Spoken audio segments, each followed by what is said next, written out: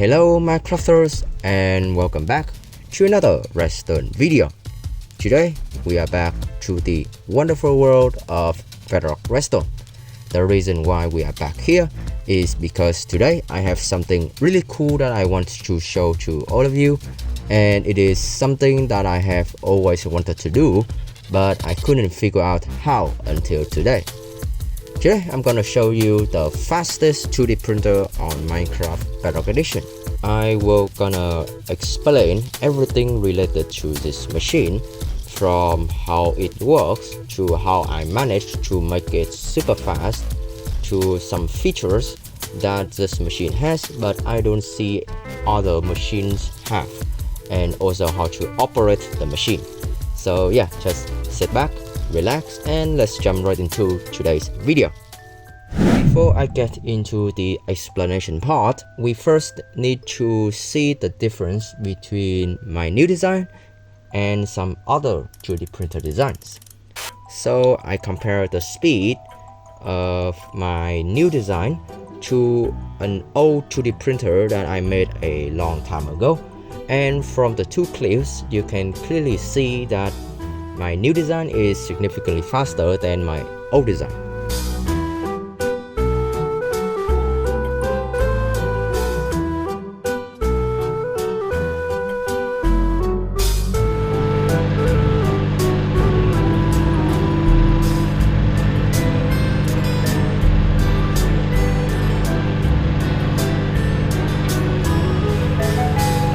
I also compare my new 2D printer to some famous 2D printers on YouTube.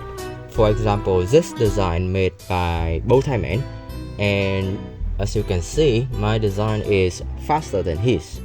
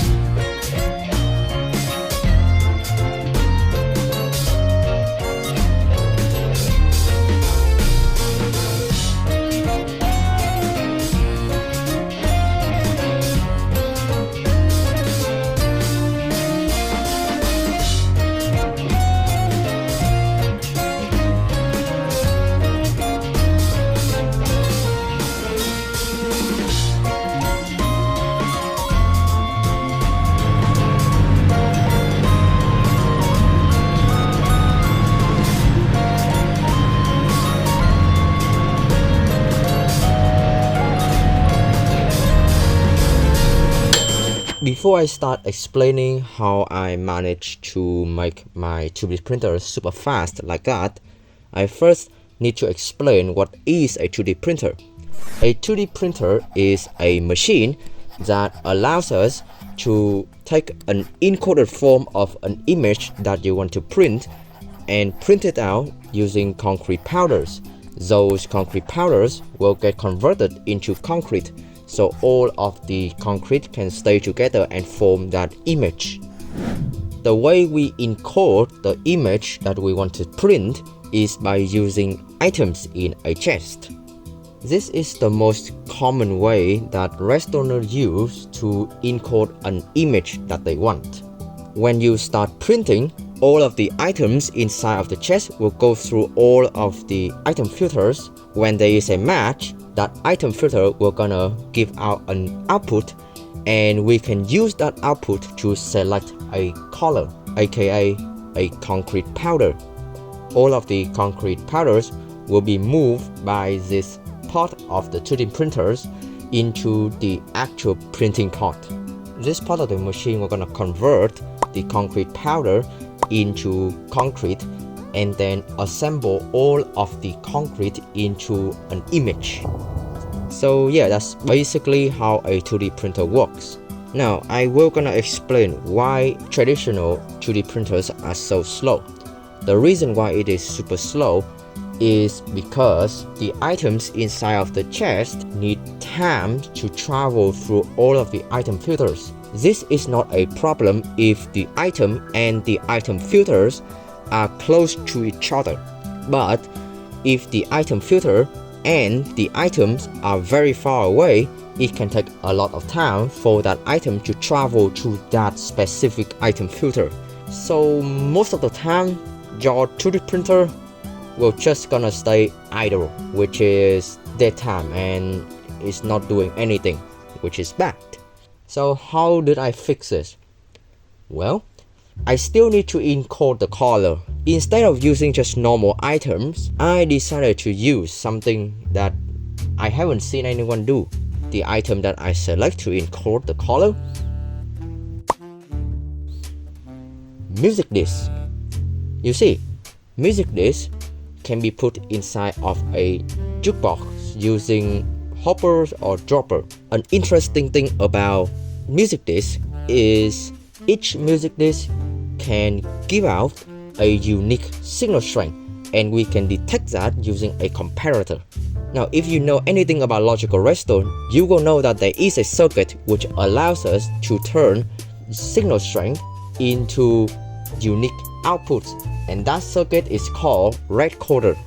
So if I just put a red coder in front of this comparator, we basically now have a way to select unique outputs using music disc.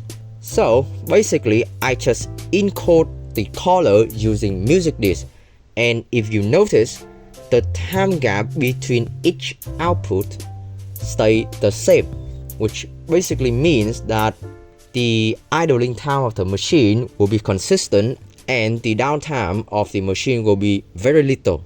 But there is a problem. There are only 15 signal strength and there are 16 colors. So how can I encode 16 colors using only 15 signal strength?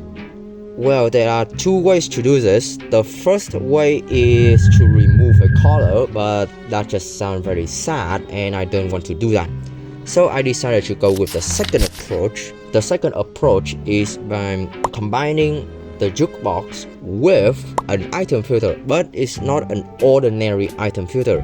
It's an unstackable item filter, and I decided to go with Chocobox item filter. This way, we can sort out Chocobox with music disc, and the Chocobox can be the 16 color.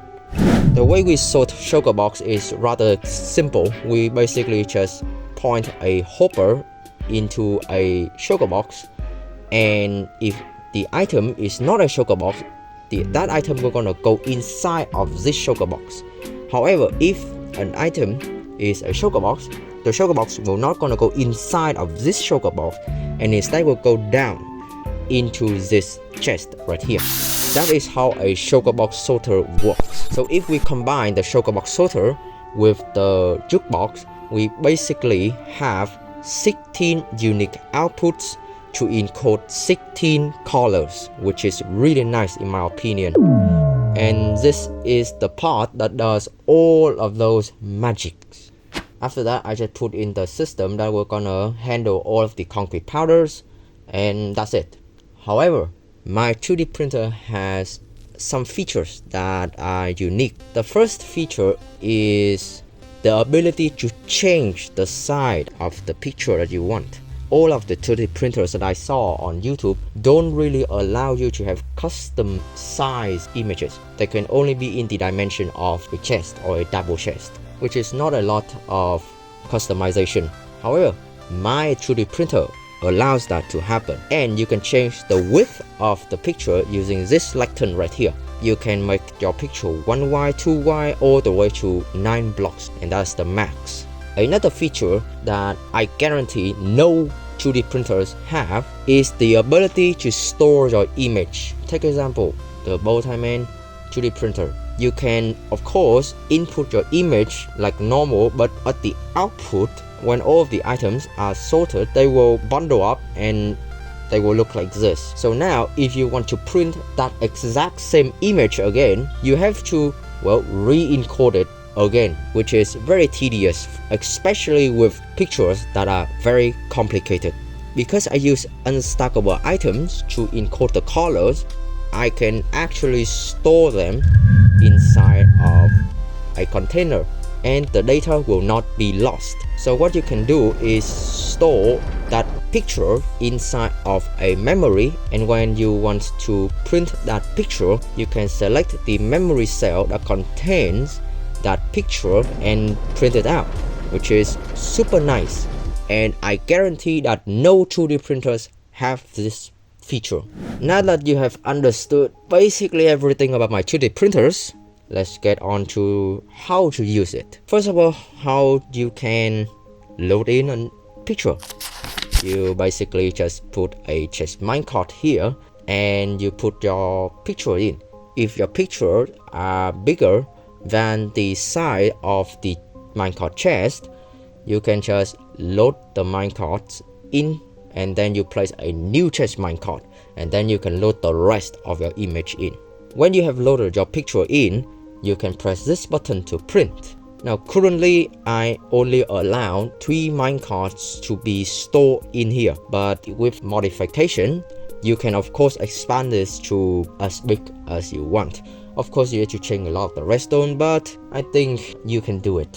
If you want to store your picture, you need to select one of these levers. So for example, if I want to store a picture in memory cell 1, I can flick that lever, and now all of the chest minecarts that contain that picture will gonna get sent to that memory cell, and you can see that there is a picture inside of that cell when the light above turns on. If you don't store your picture, or all of the memory cells are occupied, the minecarts will gonna end up in this spot right here for you to handle all of the chest minecarts. Also, if you are using this in survival, first you can remove all of the common blocks. They are only there to replace the concrete powders, and you also need to make the concrete powder columns a lot taller so you can use this for longer. However, you can't just stack the concrete powders up, because if you do that, all of the concrete powders will have a chance to basically break. So what you need to do is by putting another set of concrete powders like this to expand the concrete powder storage. And yeah, that's it. That's basically everything that you need to know about my 2D printer. If you want to try out the 2D printer, link to the word download is in the description. I hope that you have enjoyed today's video, and I hope that you have learned something from today's video. Thank you so much for watching, and I will see you all in the next video. Have a nice day, everyone.